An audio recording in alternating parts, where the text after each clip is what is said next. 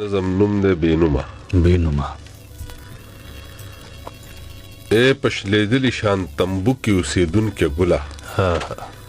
اے پرستان ته د غارونو نه راتلونکې ګله چې په کړنګ جمي کې مې ستا لیدل ټټر مات کی داسې څوک شته چې ستا د خوار نصیب نظر مات کی خپې ابلې خپې په سرتور سر بوجۍ په غاړه ګرځې په یره یره د بنګلو په غاړه غاړه ګرځې په ډیرانونو کې د رزق په لټون سر یې په هلاکت کې په لټنه د ژوندون سر یې راته انسان وحشي ښکاره شي چې تا ووینمه دا زړه مې غوس غوس شي اره شي چې تا ووینم راته د جنګ یو وحشتناک شانې تصویر جوړ شي د روح دنیا کې مې غوغا جوړه شي ویر جوړ شي ستا په ورکوټي مخ چې لا د ماشومتوب سوري دي لا د پسترګو کې د مور د مینتوب سوري دي په هر یو ورکه سرخ کاره کې چې ګند شته دی که نه درته د نفس لکه تنور لمبه لمبه دی که نه څوک چې د ورټي نو زر ته نه ډوډۍ وغواړي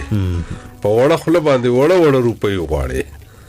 دا ته په کم جرم کې ژوند داسې ذلیل تېروې دا دومره سختې اخر ته په کم سبیل تېروې چې د تنبو بچي په خړه ډیرانونو ته ځي د بنګلوال بچي په گاړو کې سکولونو ته ځي چې د خیمو بچي ډیران کې کاغذونه ګوري نو د محل بچي لګیا وي کتابونه ګوري چې د شتمن بچي عیشونه عشرتونه کوي نو د خیمو بچي ډوډۍ پسې ویرونه کوي اے د تهذیب او سړیتوب علمبردارو واورئ اے د اسلام د عظمتونو دعویدارو واورئ ګردواره غلې درمسال غلې او چرچوده دی لږ راته ووایئ د دې بدبخته جرم څه دی دا ګوډاګی چې نن اجره او جومات نه پیژني دا ځنګلي چې اډو ګټه بیلات نه پیژني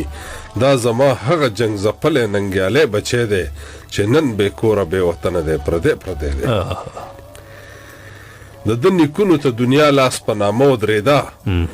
د دوی د نوم نه به ډېر غټ غټ ظالمان یېرېده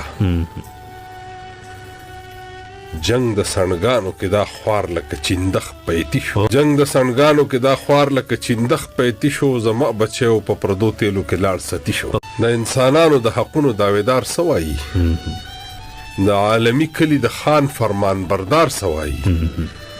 د ماشومانو د تعلیم سناخوانان چرته دي د انسانانو د صحت څوکیداران چرته دي د ملتونو د رزقونو ملایکې څه شوې درنې درنې به یې ویلې هغه سپکې څه شوې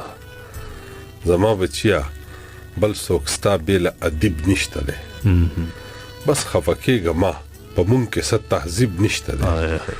ډک پېښور کې ستا د ټوک ډوډۍ نصیب نشته دی قسم په خدای ستانه بل غریب نشته دی چې ستا د اوښکو او سلګو نه پسته نیت بسوي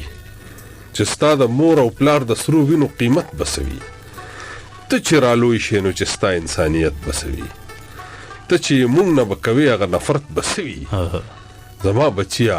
بل څوک ستا بېله ادیب نشته دی بس خفه کېږه ما په مونږ کې څه تهذیب نشته دی